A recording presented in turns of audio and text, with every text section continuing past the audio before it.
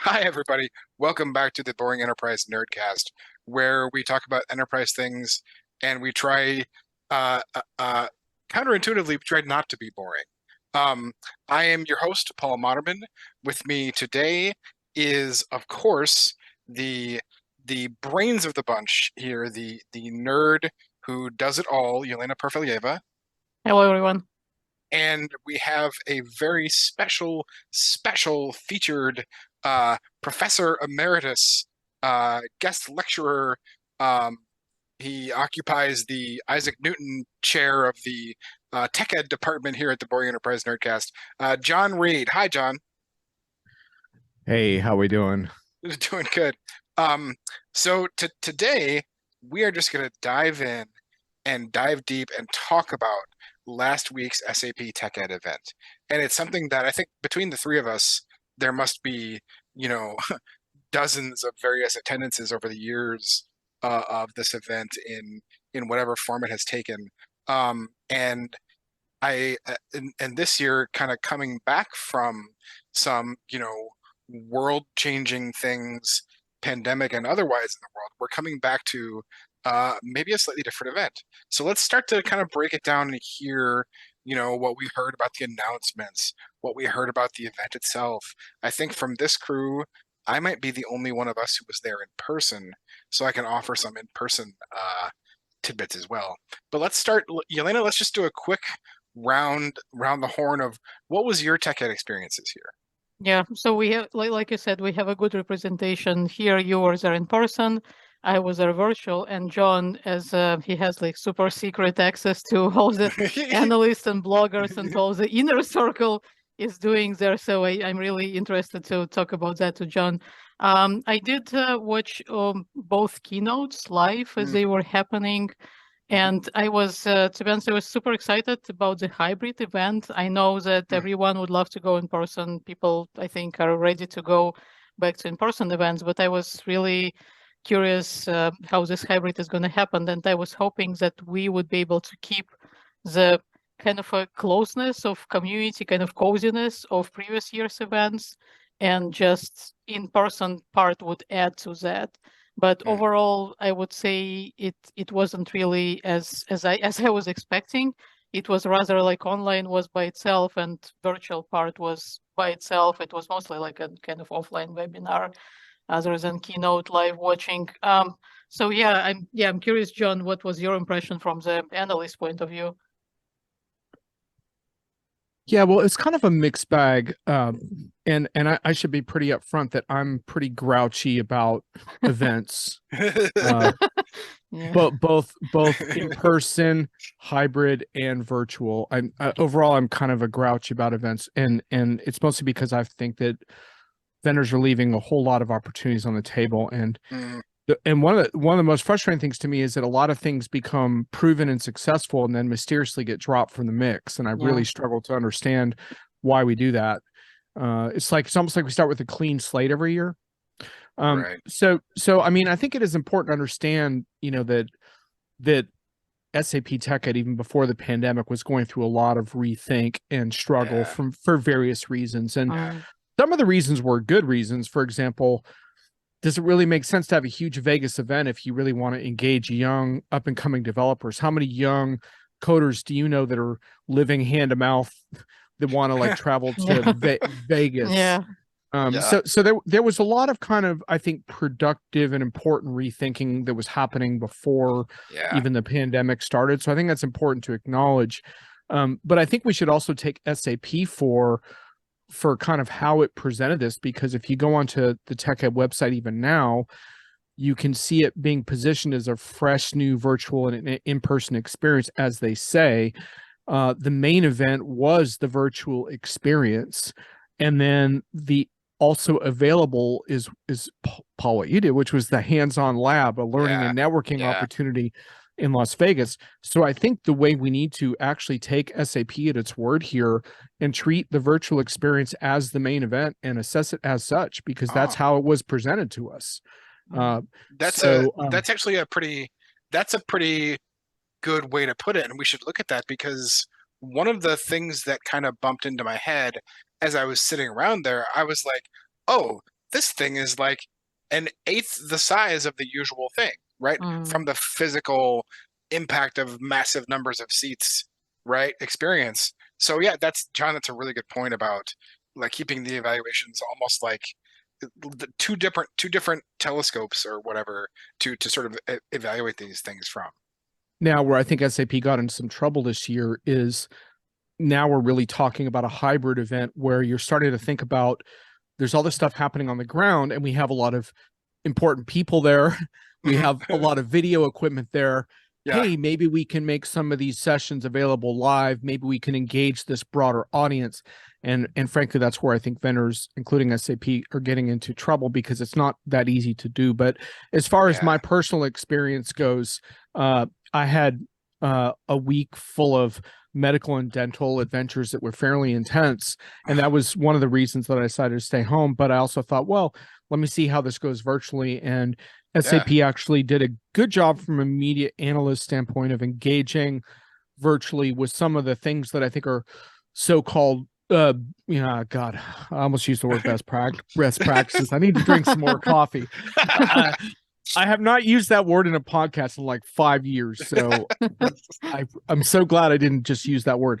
But so for example, like there was a important press conference type thing, though it kind of like evolved from a press conference into a fireside chat, which I wasn't too keen on, but it was Jürgen Mueller and Jeff Scott, CEO of ASUG.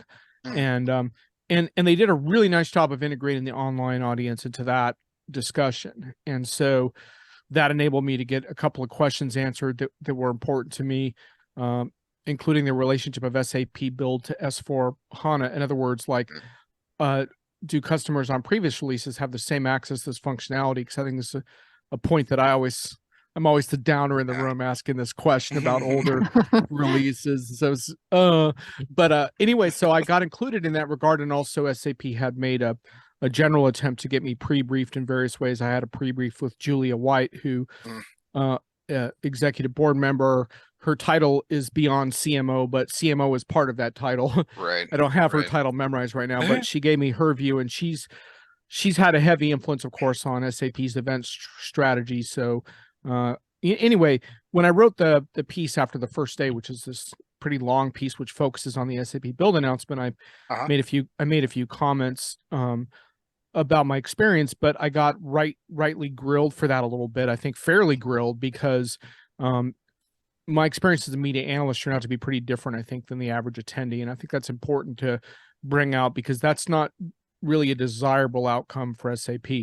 It's important, obviously, and good that media and analyst people get good access, but it shouldn't be the case where I talk with attendees and they had frustrating experiences.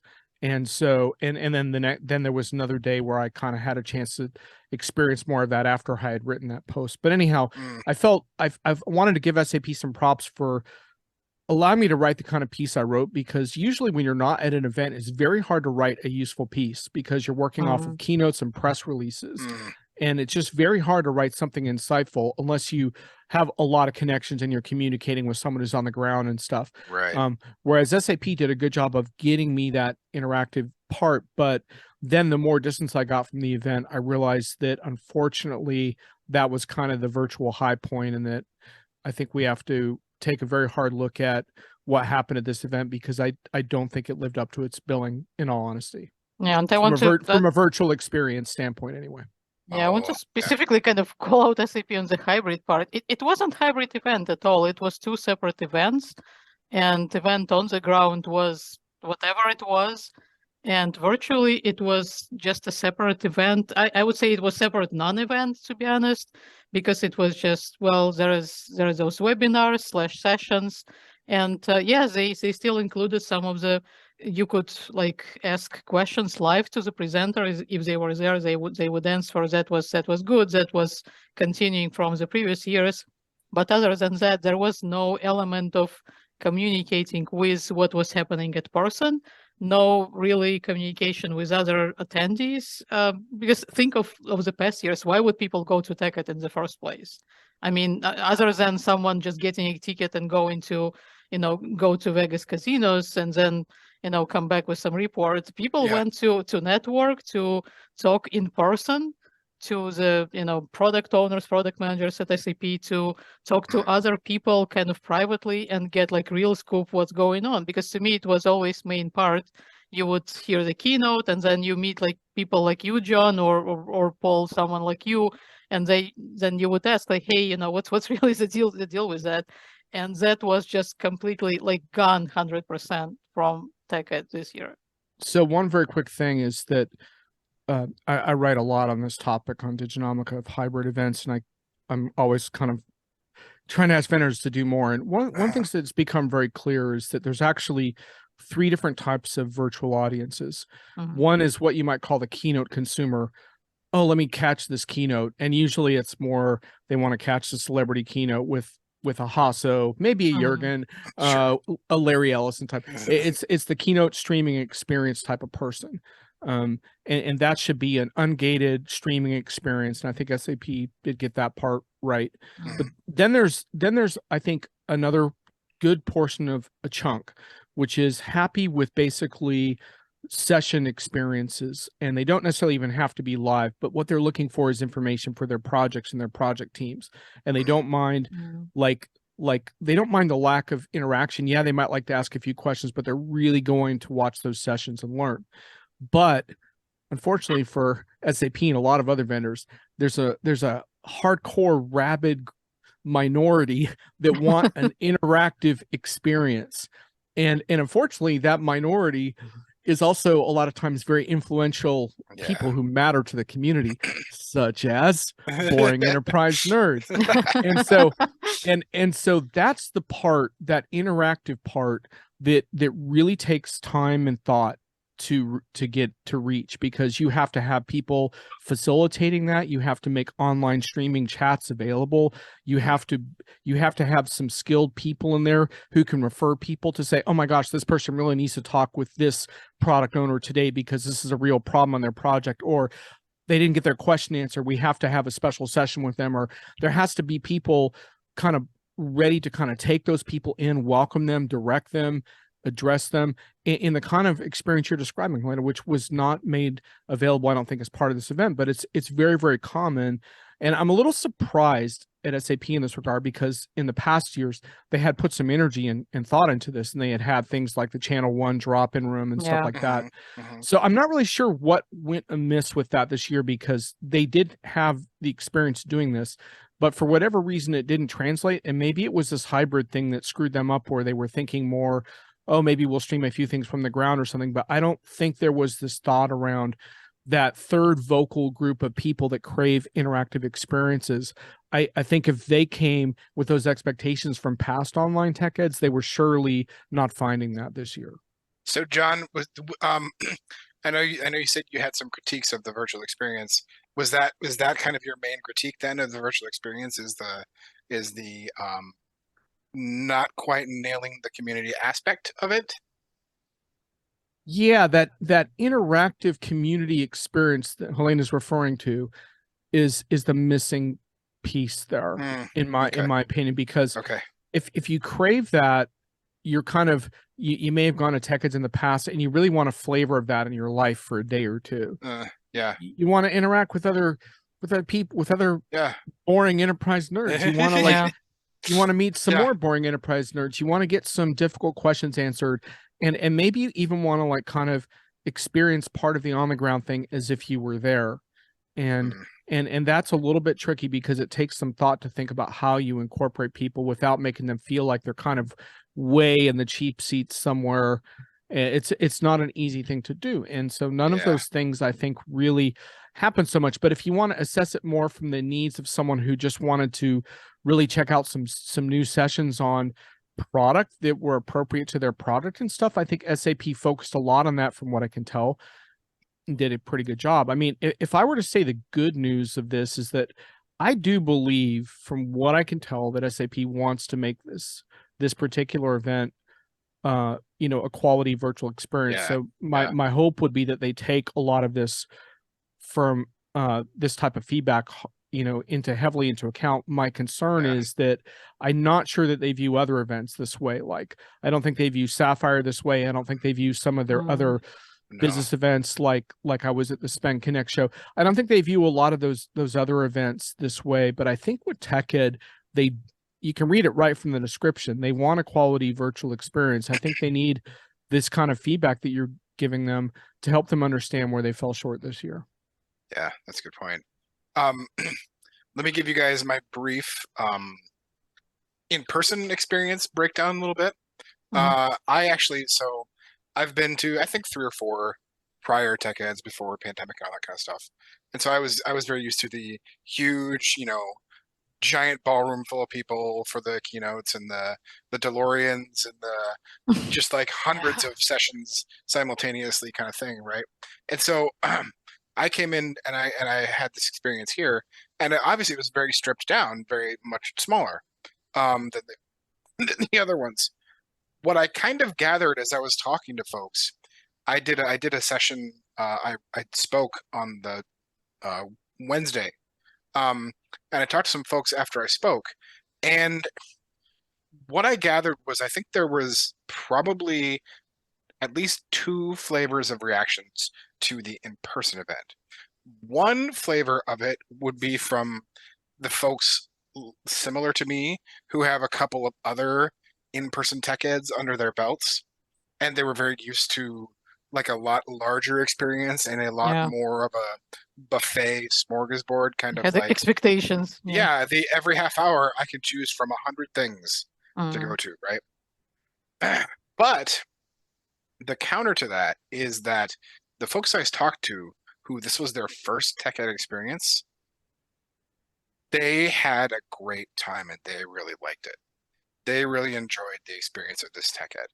And I think we may find that perspective will continue to influence the in-person stylings, I guess, of tech eds going forward, right? Is the like what do the old fogies say versus what do the young folks say, or SAP younger, I should say, having their positive, or at least from folks I talked to, their positive experience of it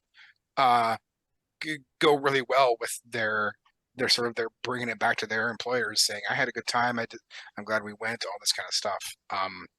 From a session standpoint, obviously it was very stripped down.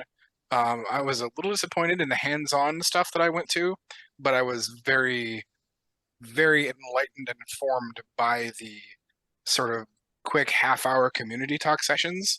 I would hope for, even if the event stays a smaller size, I would hope for more of those next time around. There was like one sort of theater place where you could have sort of just, I talked for a half hour on something that I didn't do hands-on, and I would just hope for more of that in the future, more of the, hey, a nerd can come and just share their pet project in, SAP script or something ancient or whatever that prints pictures of cats or whatever, right? Like that kind of stuff is also fun, apart from the learning about Signavio or whatever kind of stuff is going on in the hands-on stuff. So, right?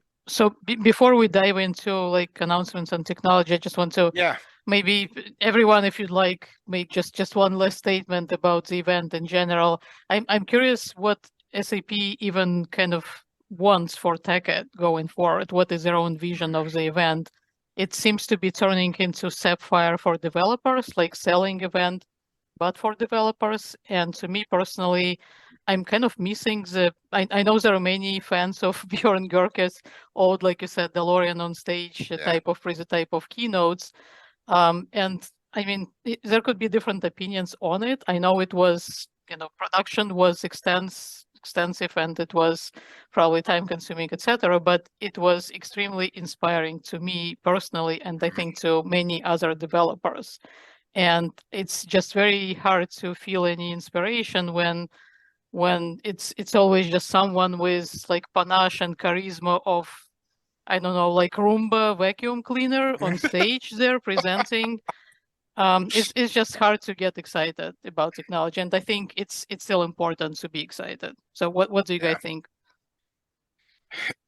So I agree with you on the inspiration side of things. Mhm. Like, I do feel like, the developers, because I think in the SAP world, the developer community is kind of like most tech communities, I suppose. Developers are kind of the equivalent of the creatives, right? We're not Mhm. necessarily like the, hipster artists and stuff like that, but Yeah. like it's the equivalent of, right? And so you Yeah. want to come away with things that are sort of goading you into making something cool for you. You want to be able to bring back excitement to your companies and or customers of, guys, I Yeah. understand now how to do this new thing, and it Mm. would totally save us a bunch of time and money if we just install this patch and do this thing, blah, blah, blah, right? That kind of stuff. Like, you want that. And part of that is like a DeLorean convincing you to do that. Like, part of that, you need to get your heart racing and do that. I totally Mm. get that. So I'm in agreement with you there. Yeah, that I think that actually encapsulates my feedback too. Yeah. So if SAP gave me a whiteboard and let me design the event, I would do it pretty differently. But of course, that's never going to happen. But It should though. yeah, Yeah, it they would should. absolutely never happen. But what I would do, I do agree that the heart of the event is to inspire creatives. But what I would do to start with is I would have that 2-day structure, and I would start with developer stuff on the first keynote. That would be my focus of the first day. The second day would be on really serving up the transformation of the so-called basis sysadmin individual who's overlooked in these Yeah. tech ed discussions to everyone's expense. Everything from security, but a lot of focus on DevOps, infrastructure as code, AI ops, data ops, and all the things that the basis people do to make everything run, but also how that whole part of the technical business is transforming. So that's how I would do it. I would have a 2-day setup like that, but I haven't been asked to consultant on that, so that's not happening. Sadly. But the one thing I would say is I do think you have to get that developer inspiration in any format that you use. And what I was struck by, I don't know if you guys saw this, but I felt like these keynotes were almost Sapphire type keynotes in certain ways. Yep. And I don't really necessarily have a charisma problem in the sense that I think a lot of the people on stage are people that are pretty likable. But I do think, and I think like Jürgen Mueller, for example, I think he's passionate about SAP and passionate about the technology. And I have some respect for him in that regard because I think that comes off. But I think what's missing is the developers behind those stories. So for example, on the first day, the SAP Build Day, I would have focused more on the pro code part of that story, and I would have had developers on stage who were part of things. Like you have that big NHL app, right? Why don't we meet some of the developers who helped to build that on BTP? Like, let's bring those people out on stage. Let's put a face to this and show us who built this cool stuff. And I would have done that on the second day too. If you're going to do a business applications keynote, fine. I mean, I don't know if everyone realized this, but they flew in a bunch of pretty key leaders from those business areas in the business side. Fine. But let's show what partners and developers are doing to build really cool stuff on those platforms, and especially individual developers and small partners. And you say, well, why, John? Why would you do that at the expense of the larger partners that are always winning the Pinnacle Awards and stuff? Well, here's the reason, because SAP is notorious for having friction in the development process. And the way you counter that narrative is by showing how people that don't have massive resources to overcome that friction have been able to build really cool stuff. And you know what? There are some people that have. So let's put a face on that and let's show how we're making progress there. And so to me, that's really what's missing when I look at the keynotes, and I'll rewatch them again to make sure I didn't miss something because I've only watched them once. But that was what I was missing more than like a charismatic figure on stage. Is I missed the face of the developer. That's what I really wanted to see. It's funny you should say, because if you look back at the keynotes that were done like back in the good old days, it was actually including exactly like you said. It wasn't just one CEO, CTO, whoever, C-suite dominating the whole keynote. It was like, hey, here is your big kind of intro, and then let's talk to this developer. Let's talk to this developer. It was really people who were part of this technology. They were actually presenting themselves. So that was that's a good point, John. All right. So Paul, What should we Yeah, talk about next? There's so many big let's announcements there. yeah, let's get out of the event critique and let's talk about the announcements and things like that. So let's start. I think it would be a great place to start would be SAP Build. It was the first thing up on the in the firing order there, and I know we have lots of thoughts out both in our own heads and the community has thoughts too. So let's start with SAP Build. Uh, John, I'm going to go to you first. Give us the 10,000 foot view of what you thought about the SAP Build stuff, and we'll dive into more detail. But let's start with your 10,000 foot view of what you thought of SAP Build and the announcements there. Well, I think some of the messaging resonates when SAP talks about doing more with less, the need to bridge the IT business gap, the difficulty finding technical talent, the way these tools can help developers, but also engage business users in a new way. That all sounds like a very promising and important dialogue. And in fact, from the article I wrote, I thought some of the best discussions were the arguments people were having about, what does IT need to do in these situations? What's the business responsibility? To me, the conversations provoked by that are almost more important than the technology. And so I give SAP a lot of credit, I guess, for provoking those conversations, because I think they're really important. When you drill down into the tools, then I think we have to ask some pretty hard questions as to whether these tools are ready to solve these problems, how mature are they, and also just to acknowledge that in the case of a lot of these things, there's many best of breed options out there that customers can and probably should consider against SAP. There's a lot of low-code tooling out there. A lot of us probably have friends that are working at some of these companies that sell these tools and stuff. So that's out there. We know that. So I think it's good for customers to be aware that there's a lot of options there. What I think SAP is ultimately trying to do with SAP Build is make the components greater than the sum of its parts. So it gets kind of interesting when you think about, hey, from the process automation side, could we analyze that stuff? And then could we provide you with a list of 50 popular automations that you could enact within your own company right now that are compliant with your IT structure and landscape that you can just move ahead with? If you can start doing stuff like that, that'd be great. But I think we have to validate that through customers and stuff. And I'm under the impression at the moment that greater than some of its parts stuff is kind of a work in progress, that basically at the moment, what we did is we collected these under one umbrella. And now we start to learn more about how they're going to ultimately live up to that. But the one thing I will say I also do like is that while there are licensing aspects of this, and I put those in my piece, it is available to all SAP customers. And I think that's important. You don't have to be running S/4HANA to consider these tools. I think that is important. And I think SAP gets some credit for that versus, for example, the ABAP Cloud Pro Code stuff. That's very much tied to S4. Yeah. Yelena, SAP Build. Yeah, I was slightly confused at first because there was already SAP product called SAP Build, but it was something completely different. I liked your nostalgia post on LinkedIn about that. You were like, I like the old tool. What the hell? Yeah, the old tool was a good tool. It was sunsetted for some reason about a couple of years ago. So now suddenly we have something different that is called SAP Build again. I was, again, my confusion just continued. I was trying to place it like, is it again Leonardo all over again? It's just portfolio of existing products. And I think, like John, like you said, it's supposed to be something bigger, but right now it seems to be just like a collection. It's like workflow, work zone for some reason is under that umbrella. And what's that, integration platform, something like that's like a collection of existing products. But I hope that there is more to it. Otherwise, it's I hope it's not going to become another Leonardo and meet its untimely demise just a couple of years later. So that's all information I have at this time.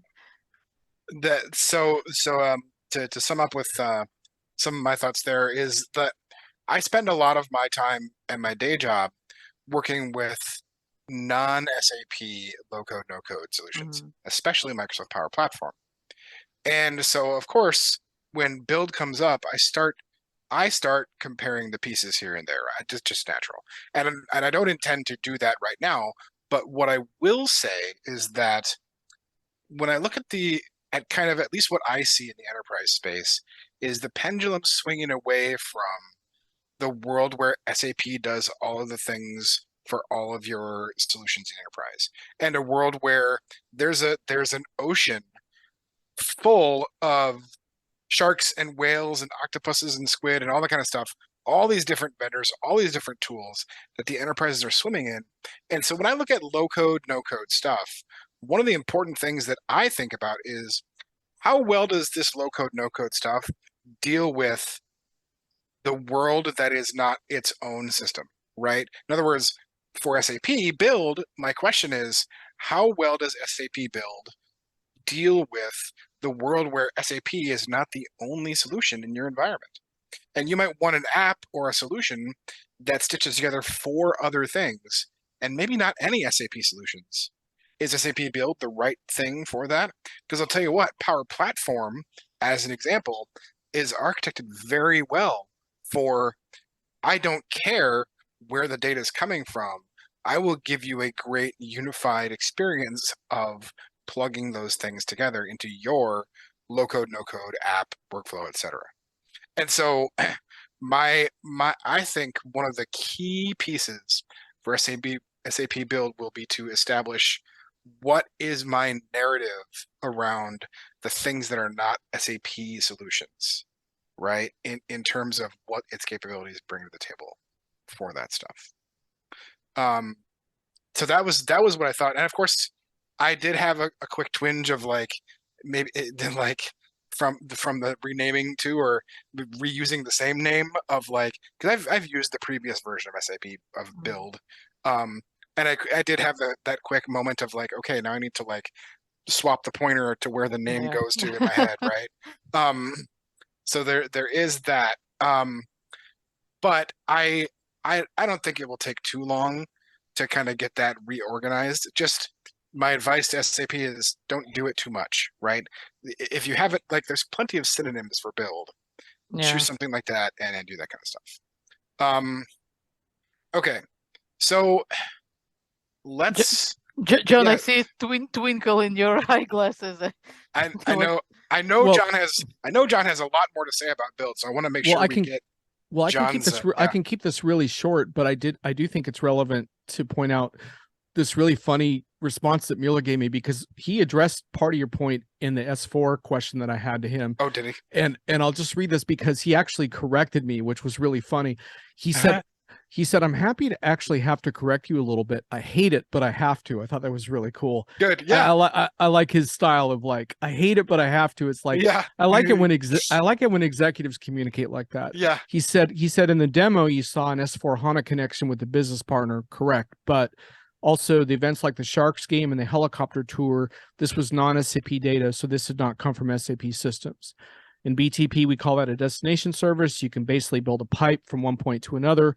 For example, the EC system is one, or an S4 system, so you can connect those. So I think part of the point he was trying to make there is like, it doesn't even have to be an SAP system. So, but I really like the question that you raised, because if I'm an SAP customer and I'm kicking tires on these solutions, that's one of the first things I'm looking at is does SAP Build play just as nice with my other stuff as it does with SAP? And so anyway, officially the line from SAP is that it does, but now we have to find out if that's real. I think SAP struggled with that a lot. I think not just with this product, with many others before, because in many cases, the only virtue of SAP product was that they were SAP products. They worked very well with SAP's own ecosystem, but with everything else, they did not always, played nice with others or at all, and that might be improving, but I don't think they're at the stage where like, SAP solution, you can just buy this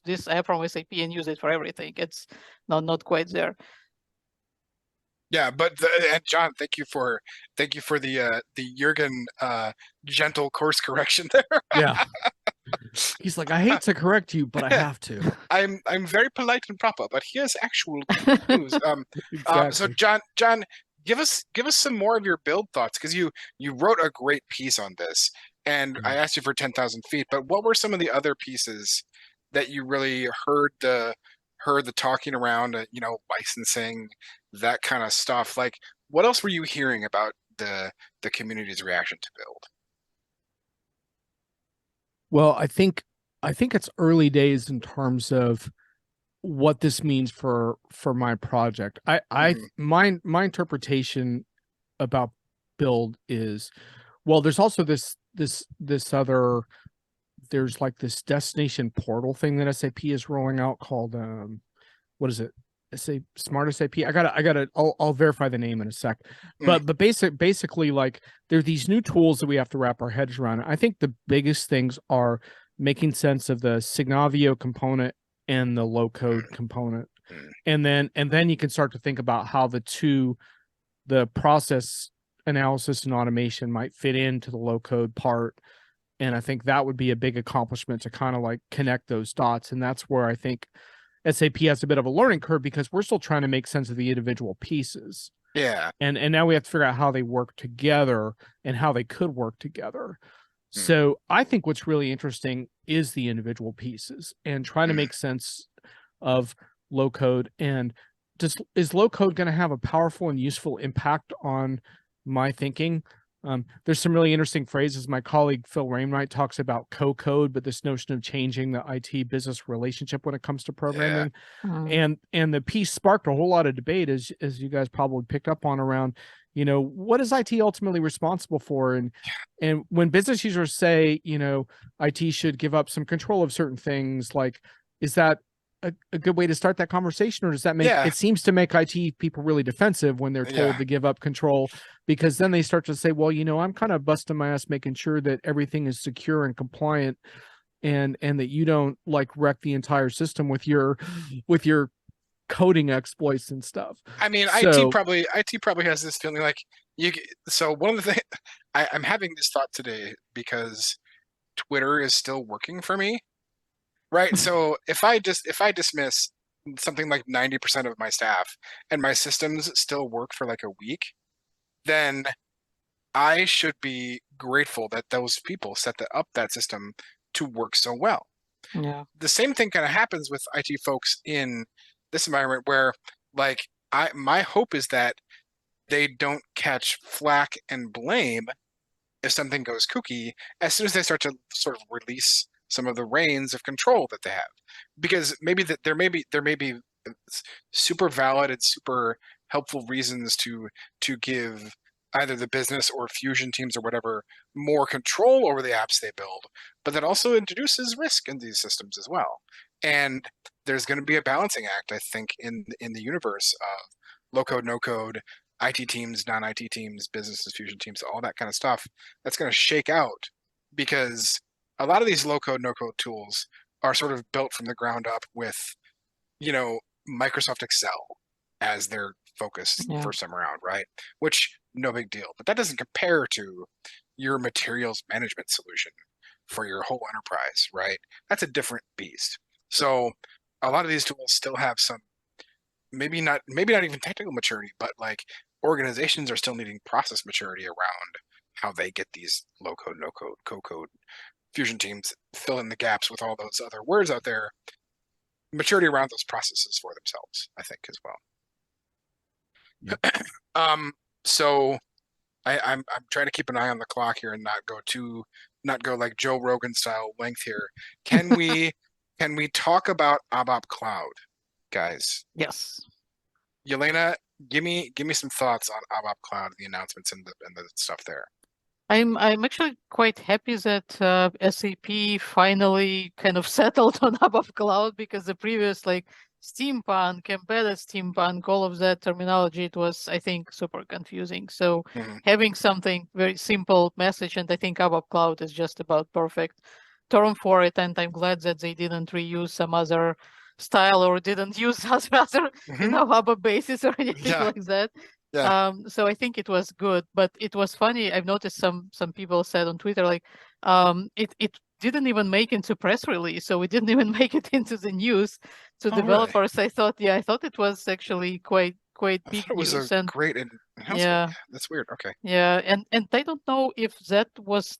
I kind of read before this, right before TechEd, so I got a feel maybe SAP with some of their blogs on SAP communities. They were kind of prepping, like tilling the soil maybe before TechEd.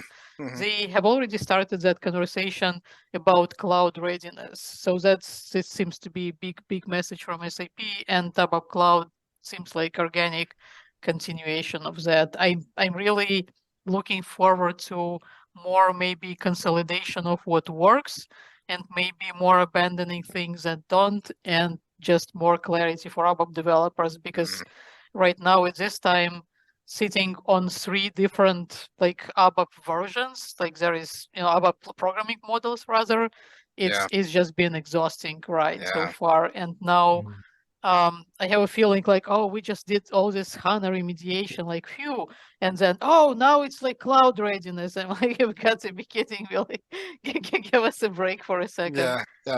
So yeah, and also looking forward to maybe more tools, and would be nice to have more attention given to actual developers who are kind of doing day-to-day work right now in the customer systems.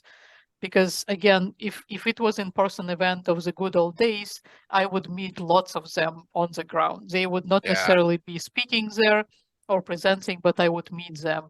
And this time it's like, all those presentations, they are nice, but I mean, I don't know. I don't see myself like setting up Cloud Foundry, whatever, in the near future.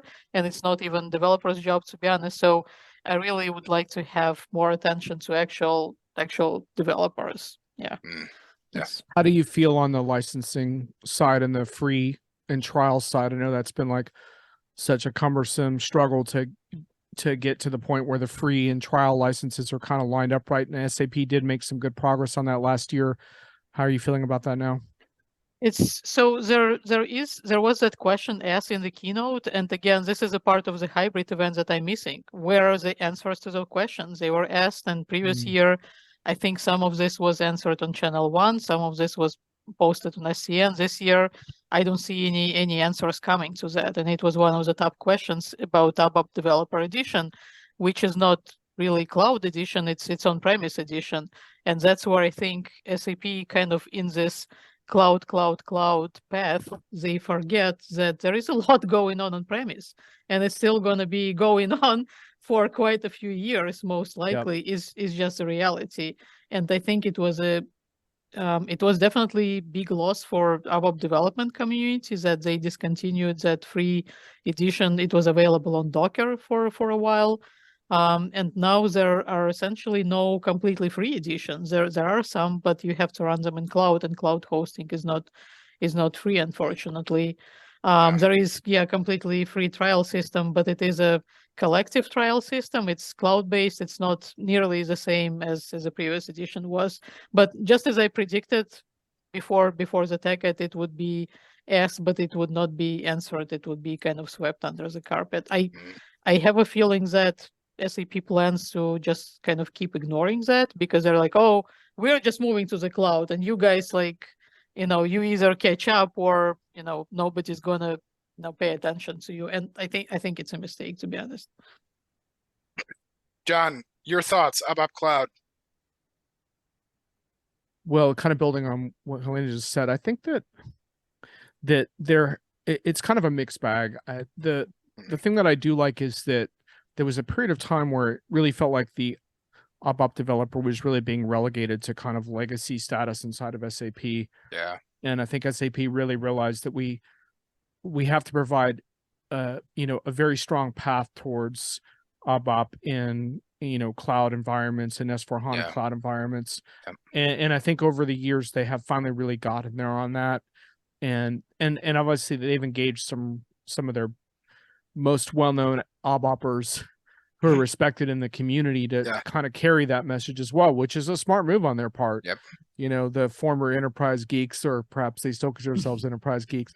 And but those are important voices, and I think that's key, because you shouldn't have to abandon all the investments you've made in that language, and suddenly switch over to other languages, web-based languages, if you don't want to. To me, it's like, that hybrid future of like, bring your skills that you do have and then add new skills, but you shouldn't have to give something up that has proven itself reliable and that works and that you've invested in, And so in general, I like this type of news. I probably, like I said, I probably would have emphasized that type of discussion a little more. Like, part of the reason why I think some of those questions get answered is because there was a lot of talk about business applications at that show, whereas I think maybe focusing a little more on the pro code side of things is good. And so, hopefully SAP like starts to put out more information on that people were asking at TechEd. Mm-hmm. I thought from a naming and branding experience, I thought it was smart to dump the steampunk stuff and get onto, especially now that you've unified the S4 branches into one extension approach, essentially, with that stuff. That's pretty good. By the way, there is a press release on that. Oh, so, okay. So if you're brave enough to navigate about I don't know, 30, 40, I don't know how many press releases, there's a press release on new developer extensibility for SAP S/4HANA Cloud that has some links as well. So anyway. Oh, cool. And so this is very prescient of you, John, because one of the things I was going to say is, as I reflect on the experience of some of those new developers that I talked to, who this was their first TechEd, that kind of stuff. One of the thoughts that was running through my head was this ABAP Cloud and things like it are and or hopefully having the effect of shaving some of the really hairy things off of the old SAP stuff and getting some of the fresh faces into SAP consulting and development, that kind of stuff, who don't have to tackle. So, like, if you look at any SAP job rec these days for like an ABAP developer, it is a complete freaking nightmare of alphabet soup acronyms. And some of those acronyms go back to the early 90s in terms of what they are and what they mean. And I love the idea that there is starting to become a path of, I don't have to know all those old freaking crap things. I can still do a decent developer job without having to be steeped in the ancient wizard ways of these, weirdo Germans from the past. But I can still do what my business asks of me with modern tools and modern approaches. And that lets the next generation of folks come in with having to hack through less jungle, so to speak, to get to that place of relevance. And I think that's, Yelena, you and I, doing things right for the next generation of folks is something we talk about a lot. And I think this is potentially something that is on the right side of that equation for the next generation, the younger folks, to get more under their belt and more ready to do things without having to fight so many old ancient relics in the universe. Yeah, so I do like that. Yeah, sorry, just thought of one thing. I'm not really keen on dragging all the old stuff with us. I would be the first one to drop it at the earliest opportunity. But I think SAP or someone, they need to help us to essentially sell it to the business as well, because we as developers, we typically do not decide where money gets invested or whether someone wants to do something with ABAP or with SAP BTP. Maybe we should, but it's just reality. It doesn't really happen that frequently. And we are faced with the challenges where business users are kicking and screaming sometimes, and we want to do this and we want to do this right now because we just installed this $1 million for HANA system. It was supposed to be better, But at the end, you look at it, and to achieve what they want to achieve with their estimates, you have to do. Few days ago, I was facing a prospect of potentially doing a BDC program, which is, those who work in ABAP know it's something that we have been trying to avoid for decades. But that's a reality, and that's an S/4HANA system, because I don't have an API to do what business wants to do. So that's where I think is, first of all, again, we have written tons about APIs. I don't even want to go there, but SAP needs to kind of, get their stuff together and help us to support their vision actually with APIs and with talking to business users Right. and explaining to them that, stop doing BDC stuff and stop asking your developers to do that. Yeah. Okay, guys, let's wind down. Let's gear ourselves for some final thoughts here. So I want to go to Yelena first for some final thoughts, and then I want to give Jon the last word as our esteemed Professor Emeritus of TechEd. Yelena, any final TLDR, final thoughts, anything else that occurred to you in the TechEd process that you want to talk about and or share with our listeners? Yeah, so I would say I would primarily be talking to developers. And for developers, I think cloud readiness is something that we need to start taking seriously. Yeah. I mean, we should have been already, but I know now it's really kind of hitting the fan, folks. So make sure to educate yourself what it means for you as ABAP developers or SAP developers in general. Take a look at the sessions; they are all available. Not all of them, but at least those that are available online. Make sure to review and watch and just pick what's of interest to you.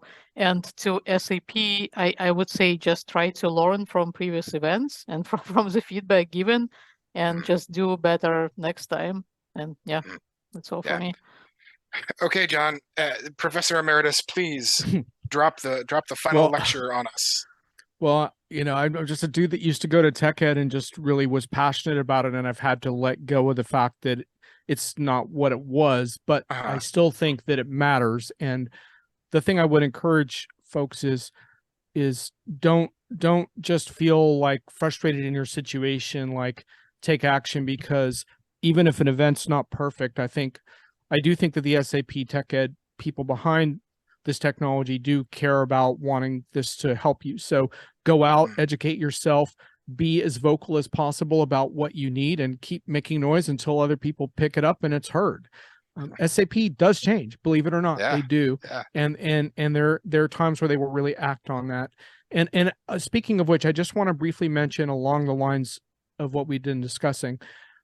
I really give a lot of credit to a very good sport, Max Vessel, EVP of SAP Learning, because in the past couple of years, he's had to put up with some really scorching briefings for me, the kind of what are we doing wrong briefings. And there's two components to it. One is my critique of SAP community, and you can probably guess what some of the feedback there is. But the other has been my critique of learning and certification, which is a long discussion. Where I think SAP's really come a long way is around learning and free learning and making that learning more readily available. And I encourage people to look at the press release around that, including the partnership with Coursera. Oh yeah, they've got a bunch of free courses available in a bunch of areas. Actually, a couple of them look like things I might even want to take. And I'm not an SAP techie.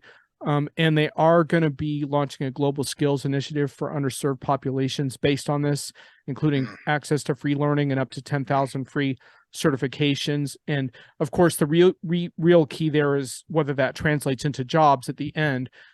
But I do believe that there's some sincerity behind some of that. But in the meantime, that remains to be seen how that plays out. But I do think there has been, put the community part aside for a sec, on the educational learning part, I think there's been some real strides, and I would encourage people to check that out, as well as the TechEd sessions. Well, there you have it, folks. Jon Reed from Diginomica dropping the final lecture as sitting in the endowed chair. On behalf of us, the Boring Enterprise Nerds, Yelena and Paul, I want to say thank you, Jon, for stopping by. Love to talk to you as always. And to our listeners, thanks for listening. Thanks for watching. If you're watching this on YouTube, please hit us up with any thoughts and feedback, or yell at us if we are saying something silly and or stupid. But in the meantime, thanks for listening, and we'll catch you guys later. Thank you. Thank you, everyone. See you next time.